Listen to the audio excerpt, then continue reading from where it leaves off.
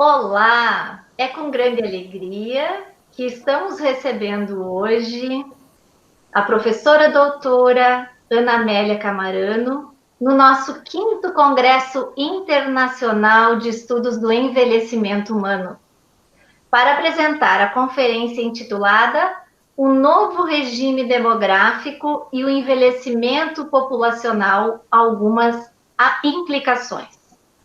Seja bem-vinda, professora doutora Ana Amélia Camarano. Quem é a professora Ana Amélia Camarano? Rapidamente, para lhe apresentar, o seu currículo é extenso, nós sabemos de todas as suas contribuições e nós vamos fazer apenas pontualmente algumas considerações que lhe contextualizam em termos de atividade acadêmica e de trabalho hoje.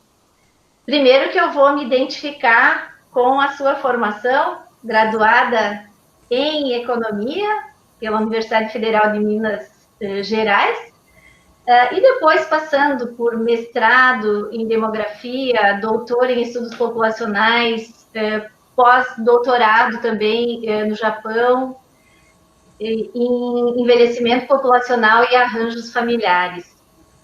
Atualmente, é diretora de Estudos e Políticas Sociais do Instituto de Pesquisa Econômica Aplicada, membro do Conselho Técnico do IBGE, membro honorário da Sociedade Brasileira de Geriatria e Gerontologia.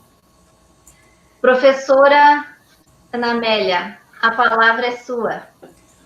Muito obrigada, Cleide, muito obrigada pelo convite. Eu fiquei muito honrada com esse e espero aportar aqui alguma contribuição. Eu escolhi para a gente discutir aqui, falar do novo regime demográfico e onde o envelhecimento populacional é uma parte dele, é uma consequência dele, e falar de algumas implicações. O que a gente entende pelo novo regime demográfico? É o regime que está vigorando atualmente, que é muito diferente do de 20, 30 anos atrás. Começamos pela proliferação de famílias de filho único, expectativa de vida ao nascer elevada, tanto ao nascer quanto nas idades avançadas, crescimento das famílias de 4 gerações, redução da população e da força de trabalho, um superenvelhecimento e um novo perfil epidemiológico. Eu costumo dizer que o envelhecimento populacional ele não cai num vazio, ele cai numa sociedade, ele não cai num vácuo social, ele cai numa sociedade que também está passando por grandes mudanças, como, por exemplo, o aumento generalizado da escolaridade, a inserção crescente das mulheres no mercado de trabalho, mudanças nos arranjos familiares, especialmente na nupcialidade e nos contratos tradicionais de gênero, grandes transformações culturais, resultado de mudanças no papel social da mulher, do triunfo do secularismo, do individualismo e do consumismo. Várias conquistas têm sido feitas na área dos direitos humanos, assegurando o direito à liberdade de escolha e o exercício da orientação sexual de maneira segura e livre de pressões. Crescimento econômico acelerado, não estou falando deste momento, mas ao longo dos últimos 30 anos, e uma diversificação do processo produtivo. Outras mudanças, o avanço da tecnologia médica, que tem permitido uma intervenção no ciclo da vida em todas as suas etapas, desde o nascimento até a morte. Passa da reprodução assistida e clonagem, pelo controle da reprodução, até a aceleração ou o prolongamento da morte. Estes são avanços que interferem na dinâmica demográfica e contribuem para a garantia dos direitos dos indivíduos. Outras mudanças, esse gráfico retrata aqui grandes mudanças que afetam várias fases da vida. Se a gente olha aqui, essa barra, as duas barras embaixo, elas representam a expectativa de vida, que eu estou usando aqui como um proxy da duração da vida. E eu estou comparando dados de 80, que é o verde, e com 2015. Então, eu estou usando aqui, estou colocando aqui, como mudou, como esses fatos mudaram a duração dos principais eventos sociais que marcam o ciclo da vida. Né? Quais são esses eventos sociais? A escola, né? O primeiro evento social que é das crianças é a escola, participar da escola, depois a atividade econômica e depois a aposentadoria. São 3 grandes fatos sociais que marcam como a vida, as 3 fases da vida. Bom, se a gente olha aqui, né, podemos observar que a duração da vida aumentou muito. E a pergunta que eu faço é isso: o que as pessoas estão fazendo com esse novo tempo? Onde é que elas, em que fase da vida elas estão passando? Então, você olha aqui, grandes ganhos no tempo passado na escola. Né? A gente sabe hoje muito bem que as pessoas passam mais tempo na escola, o que é uma marca das sociedades desenvolvidas. Mas a atividade econômica, o tempo que eles passam na atividade econômica diminuiu. E o tempo passado na aposentadoria, na condição de aposentado, aumentou. Então, se eu olho aqui, eu posso resumir, assim, grosseiramente falando, que a vida adulta encolheu, né? Ela está exprimida entre uma juventude interminável, né? Que é o adiamento da saída da escola, da entrada no mercado de trabalho, da saída da casa dos pais, e uma velhice que começa mais cedo. E hoje, né, agora, o ano passado houve a reforma da Previdência, mas o que a gente até agora tem observado que há uma certa contradição que aumenta a expectativa de vida e diminui a idade à aposentadoria. Com isso, então, a vida adulta está exprimida entre uma velhice que começa mais cedo, que se a gente pensa que a aposentadoria é o marco do início da velhice, e a juventude, se a gente considera que a escola, a saída da escola, é o evento que marca a infância e a adolescência. Bom, mas a gente viu ali que o tempo passado na aposentadoria aumentou, né? E outros dados mostram que a velhice se prolongou. Né? A esperança de vida aos 60 anos aumentou 8 anos e meio entre 80 e 2018. Passou de 15,3 anos para 23,6, ou seja, o indivíduo chegando aos 60 anos, ele pode esperar viver mais, ou podia, né? Antes da pandemia, depois nós vamos falar disso, mais 24, quase mais 24 anos. Então, isso determina uma fase da vida muito longa, né, que é mais longa que a infância e a adolescência juntos. Ela não é mais residual e vivenciada, não é mais vivenciada apenas por uma minoria. Aí eu trouxe aqui uma frase do Milor Fernandes, que disse em 1994, a infância não, a infância dura pouco, a juventude não, a juventude é passageira, a velhice sim. Quando um cara fica velho, é para o resto da vida, e cada dia fica mais velho. Mas o que é ser velho? Né? Eu trouxe esse cartoon aqui, que é de 2003, desculpa, que é essa sexagenária aqui na esteira, né, de ginástica, com roupa de ginástica, e o título do cartoon é Já não se fazem sexagenárias como antigamente, E embaixo a menininha com o livro do Sítio do Pica-Pau Amarelo, dizendo: vovó, quando é que você vai ficar bem velhinha e sentar na cadeira de balanço e me contar histórias como a dona Benta? Então, o que é ser velho? Né? O que é ser velho hoje? Né? Velho, no sentido da decrepitude, da perda de autonomia, para essa psicóloga americana, diz que só acontece na hora de morrer. Para Gita Deber, hoje a velhice não é mais uma fase da vida residual, onde os indivíduos estão excluídos da vida social. Na verdade, ele é hoje um ator político cada vez mais visível na sociedade brasileira, ocupou espaço na mídia e ganhou a atenção da indústria do consumo, do lazer e do turismo.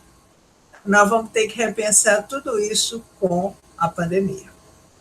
Então, essas são, né? Se a gente vê que a velhice é um construto social, que ele é muito afetado pelas condições socioeconômicas e culturais, a visão do idoso, né, aqui nesse cartoon também, essa aqui era uma idosa na década de 50, essa aqui na década de 70, essa na década de 90, já tinha até uma dor nas costas, mas essa aqui é a nova geração de idosos. Então, você tem uma mudança, né, da percepção do que é ser idoso. Mas o que é o envelhecimento, né? Como que as políticas públicas enxergam a questão do envelhecimento? É um problema? A visão tradicional, ainda é hoje, e provavelmente vai ser reforçada essa visão tradicional depois da pandemia, né, é a visão negativa, né, que considera a população idosa como dependente e vulnerável, tanto do ponto de vista econômico quanto da sua saúde e autonomia, sem papéis sociais, que vivencia apenas perdas. Dentre essas perdas, cita-se a perda da capacidade laborativa e de autonomia para lidar com as atividades do cotidiano, que são as perdas, ou seja, o que determina uma dependência, a dependência de uma pessoa é a pessoa não poder trabalhar, não poder gerir sua própria renda e não poder gerir o seu cotidiano, quer dizer, perder a capacidade de trabalhar e a capacidade de lidar com as atividades do cotidiano. Desde os anos 90, uma nova visão, né, vem surgindo, né, aquele cartoon que eu mostrei há pouco, aliás, desde o anterior, da sexagenária na esteira de ginástica, como as outras 4 visões, ela está, 4 velhinhas, em momentos do tempo diferentes, ela está mostrando a evolução da visão, da percepção que se tem da população, das pessoas idosas. E a nova visão, ela é baseada, né, ela cria em novos estereótipos, né, ligados à atividade constante, independência, vontade de poder, consumismo e divertimento constante, chegando a ser chamada de melhor-idade. Mas e agora? O que muda com a pandemia? E quais as perspectivas que se tem? Essa foto, né, conhecida da Jeanne Calment, a mulher mais velha que morreu, com 122 anos. Aí eu pergunto, seremos todos centenários? Chegaremos a ser centenários? Bom, mas a perspectiva, o que a gente pode se vislumbrar com mais certeza, né, é que a população brasileira ela deve diminuir, começar a diminuir a partir de 2035, inclusive a força de trabalho. E essa redução já está contratada, e provavelmente vai ser maior do que a gente estava prevendo, dado a crise, a pandemia da Covid-19. E, consequentemente, um superenvelhecimento. E a gente pode esperar que esse declínio vai ser prolongado. Né? Provavelmente, se a fecundidade voltar a aumentar agora, ele deve demorar uns 30 a 40 anos. Por isso, tanto a preocupação com a crise, né, com o déficit da Previdência, porque você tem um desbalanço aí, você tem um crescimento grande da população idosa e uma diminuição da população em idade de trabalhar. Então, o que a gente tem atualmente, o regime demográfico atual, que é o envelhecimento e a redução da população, isso é novo na história mundial. Por quê? Porque ele é provocado pela redução da fecundidade e não pelo aumento da mortalidade. Então, quando se reduz a fecundidade e aumenta a expectativa de vida, o que a gente pode esperar? É um crescimento da família na vertical, ou seja, mais gerações convivendo. Né? Se a gente pensa numa expectativa de vida de 30 anos, que foi no começo do século XX, dificilmente um pai vai conhecer seu neto. Hoje, a expectativa de vida, hoje não, vamos dizer 78, em 2018, expectativa de vida em torno de 76 anos, certamente um pai vai conhecer o seu bisneto. Então, a família ela cresce na vertical, que são mais gerações convivendo, mas ela diminui na horizontal. Eu tenho menos filhos, tenho menos sobrinhos, meus filhos têm menos primos, meus netos vão ter menos primos ainda, menos tios. Isso coloca a importância das avós, dos avós. As mulheres passam menos tempo tendo e criando os filhos, o que permite ou é resultado de novos papéis sociais. Então, a gente pode pensar no bônus de gênero, a força de trabalho diminui, mas as mulheres entram no mercado de trabalho para compensar, né, essa perda, essa redução da força de trabalho masculina.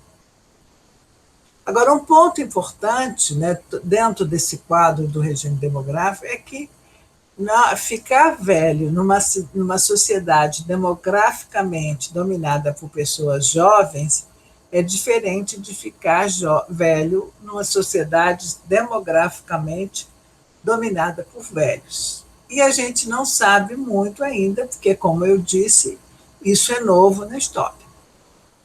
Então, quais são as primeiras consequências ou as consequências, né, como diz a Cleide, que nós, como economistas, percebemos, né, que é a ameaça à sustentabilidade dos mecanismos tradicionais de transferências intergeracionais. O que é isso? Né? Na nossa sociedade, por exemplo, o sistema de previdência, como é que ele se financia? Quem está na ativa paga para quem está inativo.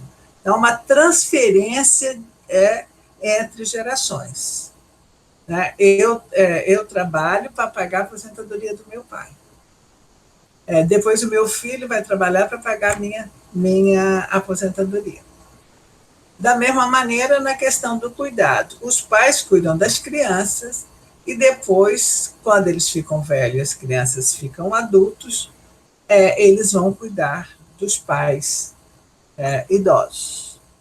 Então, esse sistema, né, de transferência intergeracional está ameaçado.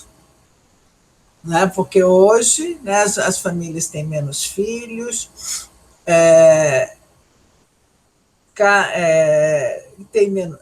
as famílias têm menos filhos, a mulher trabalha participativamente do mercado de trabalho, as relações nupciais são diferentes, ela casa, separa, descasa, recasa, não recasa. Então, os laços afetivos, eles têm durações mais curtas. Eu gosto de falar que se eu tenho muitas sogras, eu não vou cuidar de nenhuma. Múltiplo casamento significa relações mais frágeis, relações mais curtas, mais frágeis, compromissos mais frágeis. Então, isso põe uma pressão sobre o sistema de cuidados, como põe sobre o sistema de previdência e de saúde. As projeções sobre os custos da previdência social e dos serviços de saúde para a população idosa são indicadores dos problemas ou de problemas que o envelhecimento traz. E esses custos, eles tendem a crescer no mesmo ritmo que crescem os avanços tecnológicos destinados a prolongar a vida. A consequência é a exclusão social das pessoas mais frágeis. Falando da questão dos cuidados, que é uma questão muito cara para mim, né? Nós podemos falar da pressão sobre cuidados? Eu digo que sim. Né? Aqui no Brasil, os indivíduos vivem, em média, de 4,2 anos, se for homem, ou 4,7 anos, se for mulher, dependendo de cuidados intensivos no final da sua vida. E essa demanda, isso é uma média, essa demanda é desigual por grupos sociais. Né? As pessoas mais pobres, elas são mais frágeis e certamente demandam mais cuidados. E na nossa sociedade, inclusive a nossa legislação, estabelece que a família ocupa um lugar importante na função de cuidar dos seus membros. Isso quer dizer de cuidar dos seus membros dependentes, quer dizer dos deficientes, das crianças e dos idosos. E essas pessoas, quando eu falo família, eu falo mulher, e isso coloca um trade-off, né, nessa busca do equilíbrio entre o trabalho do cuidado, o trabalho de dentro de casa e o trabalho fora de casa para as mulheres. Então, eu pergunto, nós temos uma contradição? O que é envelhecer? É uma conquista social ou é uma ameaça às gerações futuras? Nós estamos falando de uma bomba grisalha de oportunidades. Como muitas pessoas idosas não são velhas no sentido do desgaste físico, doença e inatividade, uma visão mais positiva do envelhecimento está em curso. Né? Foi daqueles cartoons, daquele cartoon que eu mostrei há pouco tempo atrás. E essa imagem ela está em sintonia com a geração que ocupa atualmente um papel central na produção cultural. São os baby boomers que estão se tornando os elderly boomers. São as pessoas que nasceram, né, no período 50, a final dos anos 60, onde se houve onde se verificaram as maiores taxas de natalidade, ou seja, a maior coorte de nascimentos, que não só nasceu muito, como sobreviveu muito. Parte dessas crianças que nasceram, elas se beneficiaram da redução da mortalidade infantil. Parte dessas crianças iam morrer se não fosse a redução da mortalidade infantil. Então, hoje eles estão se tornando nos elderly boomers, porque a redução da mortalidade foi acompanhando essa geração. Né? Hoje, antes da pandemia, as taxas de mortalidade onde mais decresciam são na população acima de 50 anos. E essa coorte hoje, elas estão em melhores condições de saúde, autonomia e renda do que seus pais quando tinham a mesma idade. Por exemplo, em 2019, elas representavam quase 20% da população total. Agora, a importância dos baby boomers não é apenas numérica, mas ela é uma coorte que apresenta diferenças qualitativas importantes, porque elas viveram um momento, não só no Brasil, né, em quase todo o mundo, em que, onde principalmente as mulheres se beneficiaram das oportunidades educacionais e ocupacionais, o que levou a uma mudança no seu papel social. Isso aconteceu nos anos 70, né, quando essa coorte estava chegando lá nos seus 10, 20 anos. Ela começou, aliás, a expansão do ensino primário no Brasil se deu nos anos 50, quando nasceu essa coorte. E o ensino a educação foi se expandindo, e essa coorte foi acompanhando essas mudanças, essa expansão das oportunidades ocupacionais. Além disso, ela vivenciou o aumento da afluência e da expansão do consumo e dos meios de comunicação. Ela viu a chegada do homem à Lua, crescimento do secularismo, viveram momentos históricos importantes no final da década de 50, quando a juventude se tornou um valor indiscutível e universal, né? A adolescência foi criada nos Estados Unidos, a adolescência, enquanto categoria social, enquanto mercado de consumo, foi criada nos Estados Unidos no final dos anos 40 e 50, dado o crescimento, nos anos 50, dado o crescimento desse grupo populacional. Experimentaram mudanças importantes nas atitudes quanto aos papéis de gênero, de raça e orientação sexual. Os valores tradicionais foram questionados e novas oportunidades de autoexpressão se tornaram disponíveis. No entanto, a velhice do corpo ainda é vista como descaso e vergonha. Essas pessoas, especialmente as mulheres, que nos anos 60 e 70 queimaram o sutiã, participaram do movimento hippie, que brigaram pelo controle do seu corpo, pelo domínio do seu corpo, ainda vê a velhice do corpo como descaso e vergonha. Essa é uma geração que é muito mais identificada com as gerações mais jovens do que as anteriores. Então, podemos dizer que o baby boom foi um fenômeno cultural e demográfico. Hoje, estão em boas condições de saúde, trabalham, têm mais renda do que as gerações precedentes, especial as mulheres. 43% está no mercado de trabalho, o representa mais ou menos 22% da força de trabalho. O rendimento médio é aproximadamente 20% mais elevado do que a média brasileira, e a sua renda representa 30,5% da renda das famílias brasileiras. O rendimento médio das baby boomers é 15,5% mais elevado do que o rendimento médio de todas as mulheres. Então, é um grupo que pode adicionar grande valor econômico, tanto como trabalhador quanto como consumidor.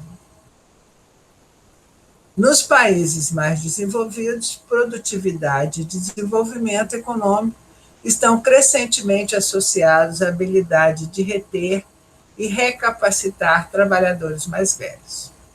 Isso vai tornar sociedades mais capacitadas para lidar com o número crescente de idosos dependentes e poderá se tornar um importante pilar do funcionamento da Seguridade Social. O trabalho para a população mais velha pode contribuir para a sua saúde e bem-estar. E nessa situação, a gig economy, né, que é a economia a uberização da economia, digamos assim, ela fornece mais oportunidades para este grupo. Mas o que a pandemia, né, como é que será na pós-pandemia, afeta isso? Bom, além desse grupo, né, você tem um grupo mais jovem, vamos dizer assim, os elderly boomers, que estão com menos de 80 anos, menos de 75 anos, mas que estão em plena capacidade, autonomia, mas do outro lado, como eu costumo falar, a população idosa é muito heterogênea, começa a heterogeneidade dada pela idade, né, o intervalo etário que define população idosa vai de 60 anos até 100, e é muito diferente você ter 60 do que você ter 80. Bom, então, além dos baby boomers, você tem o outro grupo, que são aquelas pessoas que perderam a capacidade funcional. Isso significa 16% da população idosa, sendo que 60% são mulheres e 30,5% tinham mais de 80 anos. Esse indicador é elevado comparado com uma gama de países. E as previsões apontam para um crescimento no número de idosos brasileiros que vão necessitar de cuidados prolongados entre 61% a 77% entre 2010 e 2030, quer dizer, já estão necessitando de cuidados. E quem cuida, né? O cuidado familiar é o mais importante para qualquer grupo populacional, especialmente crianças e idosos. É fundamentado em um contrato social existente no âmbito do grupo de parentesco ou familiar, baseado em normas, obrigações e trocas entre gerações. É fortemente afetado pelas relações de gênero. Tanto no cuidado familiar quanto no cuidado formal, em instituições, essas atividades são predominantemente desempenhadas pelas mulheres. Né? E quando muda o papel social das mulheres, essa oferta de cuidado familiar é afetada. Então, isso faz com que fique difícil a gente prever a oferta futura do cuidado familiar. Muitos países, né, inclusive o Brasil, estimulam o cuidado informal nas suas legislações. Né? Nossa Constituição de 88 fala que a família é a principal responsável pelo cuidado do idoso, isso está reforçado na Política Nacional do Idoso e no Estatuto do Idoso. Mas o Brasil, como vários outros países, não tem nenhuma política a nível nacional para ajudar a família a cuidar de seus idosos. Alguns países da Europa já têm estipulado políticas desde os anos 70, em alguns estados de bem-estar social.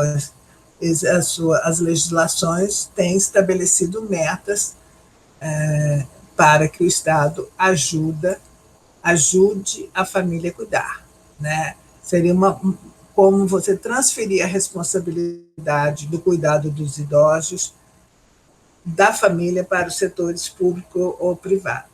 Na verdade, não seria transferir, mas repartir a responsabilidade com o cuidado dos idosos. Isso está acontecendo no Brasil no tocante ao cuidado com as crianças, né, que é o grande crescimento que a gente tem visto em creches. Bom, agora vamos falar do que nos aflige, né, que é o envelhecimento e a Covid. Eu acho que a Covid, ela colocou no nosso colo, né, a fragilidade do idoso e a necessidade de cuidado desse idoso. Por quê? Até o dia 19 de setembro, 75,5% das mortes registradas por Covid ocorreram em indivíduos com 60 anos ou mais, dos quais quase 58% eram homens. Então, se a gente já observa, já vem observando, né, por causa de uma maior mortalidade masculina, um aumento de mulheres vivendo só, essa tendência vai ser reforçada. E aqui eu quero colocar uma questão, né?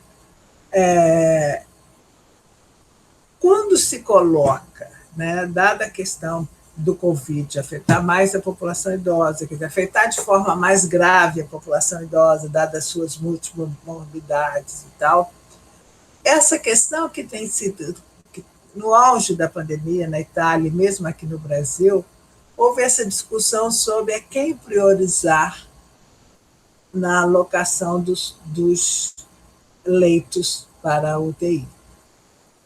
Então, isso leva a uma pergunta, a uma outra pergunta, que é quem são. Quando você prioriza determinado grupo, você está dizendo quem são as pessoas mais relevantes para fazer parte da sociedade quando terminar a pandemia. Por isso me inspirou, aliás, é um assunto que eu já vinha trabalhando há muito tempo, mas reforçou, né, a minha preocupação, né, com a questão da importância dos idosos ou da renda dos idosos na família brasileira. Por exemplo, em 2019, em 18,6% do total dos domicílios brasileiros, ou quase um quinto dos domicílios brasileiros, a renda do domicílio era responsável por mais de 50% da renda dos mesmos. E ali moravam 32 milhões de pessoas, do caso 12 milhões eram não idosos e 2,2 milhões eram crianças abaixo de 15 anos. Cerca de 5 milhões de pessoas que tinham de 20 a 50 anos não trabalhavam.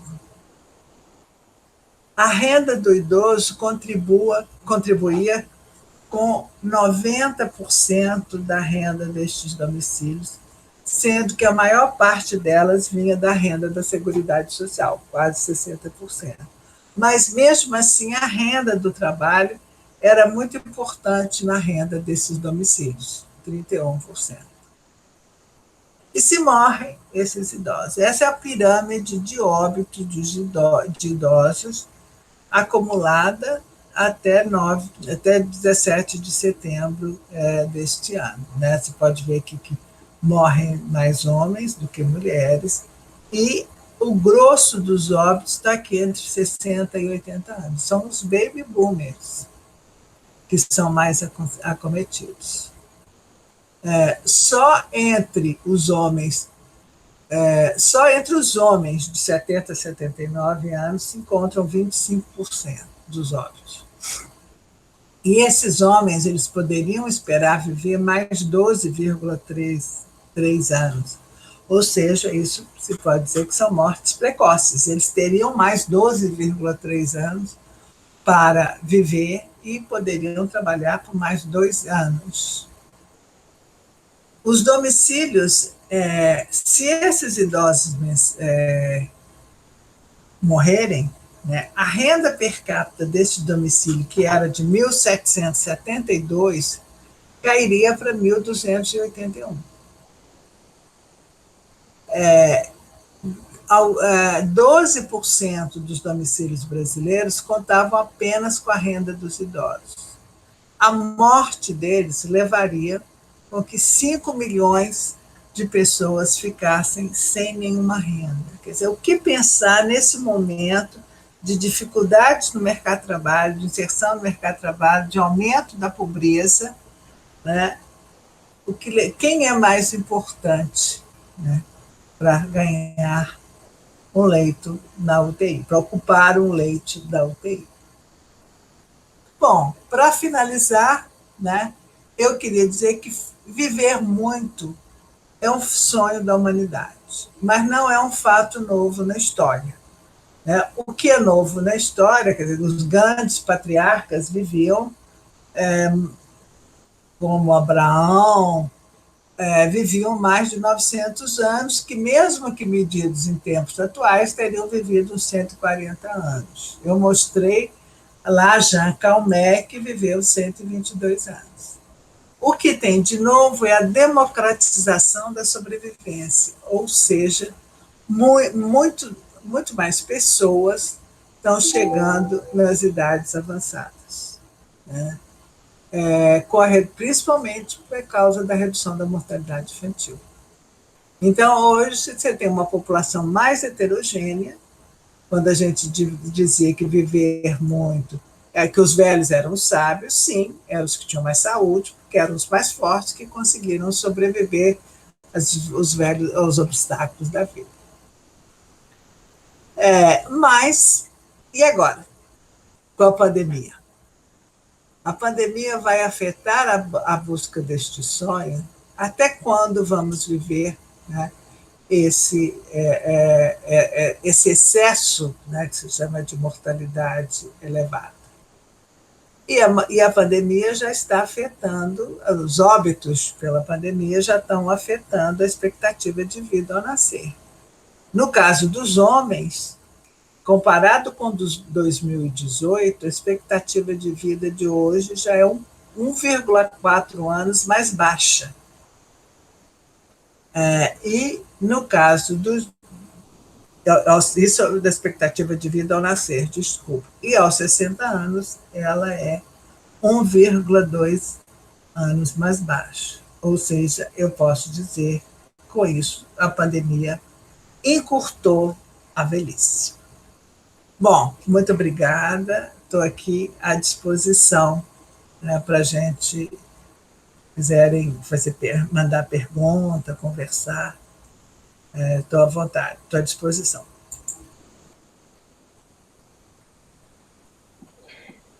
Professora Ana Amélia, sempre é muito bom vê-la proferir com essa majestade algo que domina a sua carreira como pesquisadora e docente há tanto tempo. Eu estou procurando aqui te achar aqui.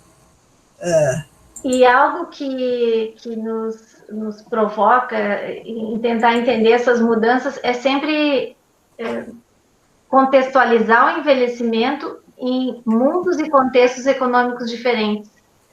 Como é diferente envelhecer num país desenvolvido e em um país em desenvolvimento. Por outro lado, eu também vejo que no Brasil nós temos toda uma constituição de política social e pública que nos protege em relação à América Latina. Se nós compararmos, nós somos um dos poucos países que tem um sistema de proteção social. Mas, ao mesmo tempo que temos essa proteção e ações, e o próprio Sistema Único de Saúde integra uma dessas políticas, e ele é fundamental para que nós tenhamos um resultado amenizado, porque nós sabemos que, por exemplo, em relação à atenção ao idoso, a diferença que existe na atenção primária desse indivíduo e quando ele já precisa acessar o sistema na alta complexidade e o custo que envolve. Mas um aspecto interessante que eu acho que transversaliza essas questões é que nós mostramos ou analisamos a mudança nesse novo regime demográfico de um país que tinha uma qualidade de massa salarial ou de relação de emprego formal que atribuía benefícios para a sustentabilidade daquele que fica inativo, que hoje não existe. A tensão que está se criando é que universo de trabalho formal nós temos para dar sustentabilidade para esse grupo de pessoas que está vivendo mais, que necessita manter essa qualidade de vida em um país onde a economia informal só aumenta.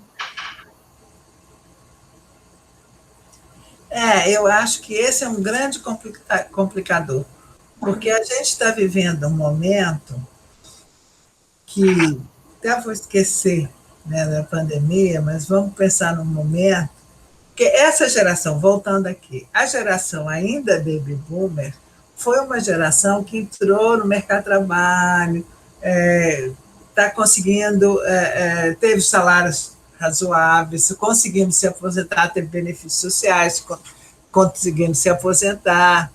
Tá? Agora, a geração que vem atrás, que provavelmente é a última geração, tá? A geração que vem atrás, a gente está vendo aqui, você tem um lado, o crescimento da informalidade pela, vamos dizer assim, pela precária inserção no mercado de trabalho, pela baixa escolaridade, que são o que a gente acha de forma... O camelô, o entregador. Agora, não, nem vou falar do entregador por enquanto, você tem o camelô, enfim, você tem a manicure que vem em casa, você tem a empregada e tal. Esse é um informal que pesa muito, mas tem crescido, e aí não é só no Brasil, o que a gente chama da uberização da economia, que é o quê? É o total... a total individualização aí no mercado de trabalho, que o indivíduo passa a ser responsável por ele. Né? Se você pensa, eu tenho assim uma dificuldade enorme, eu não tenho no iFood, nem em plena pandemia, não tenho iFood, nada dessas coisas, por quê? Porque eu acho que isso, para mim, é um absurdo. Né? O cara, ele tem que ter a sua bicicleta, o moto, ele tem que pegar lá a comida, levar na sua casa, e ele ganha, se ele acidenta, é o problema dele, se a comida cai, estraga no chão, ele tem que pagar a comida, ou seja, é totalmente desprotegido. Eles não têm lugar, que perto da minha casa, eu às vezes chego na esquina, na hora do almoço, tem uns 3 ou 4 comendo uma quentinha, em pé. Eles não têm lugar, porque eles ficam de uma loja para outra, de um restaurante para outro, eles não têm lugar para ir no banheiro, eles não têm lugar para comer.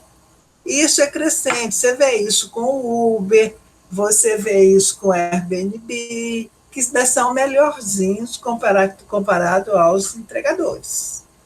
Então, é uma camada completamente desprotegida, moderna, vamos chamar, são informais modernos, da vida moderna, o pós-moderna. E você tem os informais da pobreza, né, e que se somam. Então, aí você não vai ter massa contributiva, né, para pagar nossas aposentadorias, e eles também não vão poder se aposentar. Então, quando eu mostrei aqueles dados, tanto é que você já tem uma forte dependência da renda dos idosos. Por quê? Porque eles têm uma aposentadoria. 60% vem da aposentadoria. Mesmo que 30% venha do trabalho, mas ele tem aposentadoria, uma renda vitalícia, pode ser pouca, mas é vitalícia, não depende das flutuações do mercado de trabalho. Agora, essa geração seguinte a esses vão poder fazer isso com seus filhos e netos? Eles têm casa própria, a grande maioria. Há outra geração que não vem. Então, e o que a pandemia, né, vai estar colocando nisso? Você vê, muito desses idosos que trabalham, quer dizer, eu trouxe dados de 2019, mas, por exemplo, as principais ocupações desses idosos eram ocupações que provavelmente sofreram baque pela pandemia. No caso das mulheres, era empregada doméstica. Ou empregada doméstica, ou cozinheiras em restaurantes, ou cabeleireiras, manicures. No caso dos homens, eram motoristas de aplicativo, pedreiros, vendedores, mulheres também vendedoras, tinham um pequeno comércio. Então, você tem ali realmente um impacto enorme. Então, assim, acho que não dá para a gente pensar muito longe, não, que a gente fica muito triste. Infelizmente. Essa é uma circunstância, mas, por outro lado, professora Ana Amélia, eu vejo o papel que nós, na academia, temos enquanto sujeitos responsáveis por fazer essas avaliações, ponderações, sobretudo nessa tentativa de entender um contexto que é de desproteção, que é de piora nas condições de vida, porque e agora com a pandemia, todo o reflexo que nós teremos no âmbito da própria insegurança econômica. Mas, enquanto esses cenários eles são difíceis, por outro lado também eles nos impelem a buscar alternativas, de visualizar cenários, de pensar também em políticas públicas, que é algo que eu sempre reivindico em alguns espaços de atuação, que nós temos que pensar políticas públicas também para aqueles que são informais. Também para essa impossibilidade de acolher todos no mercado primário de trabalho ou principal, que é mais protegido, mais organizado, nessa perspectiva de restrição que se impõe não só mais no nosso país agora, mas no mundo como um todo. Então, acho que a pandemia, ela nos acomoda nesse sentido, e ela nos sobrecarrega também em nível de responsabilidade. Responsabilidade enquanto pesquisadores das sociais aplicadas, numa perspectiva interdisciplinar do envelhecimento, em visualizar cenários. E é por isso que nós, aqui do programa, em nome dos discentes, dos docentes do programa de pós-graduação em envelhecimento humano da Universidade de Passo Fundo, da comissão organizadora desse nosso 5º Congresso Internacional de Estudos do Envelhecimento Humano, queremos lhe agradecer imensamente pela disponibilidade, pela sua contribuição, não só aqui nesse momento que só coroa a nossa ligação mesmo à distância, mas pela sua contribuição durante essas décadas de muito trabalho, de responsabilidade para com a pesquisa no envelhecimento humano. Muito obrigada. E esperamos poder contar de maneira presencial, porque esse nosso evento é presencialmente. Assim espero também. Foi um prazer. Um grande abraço. Muito obrigada.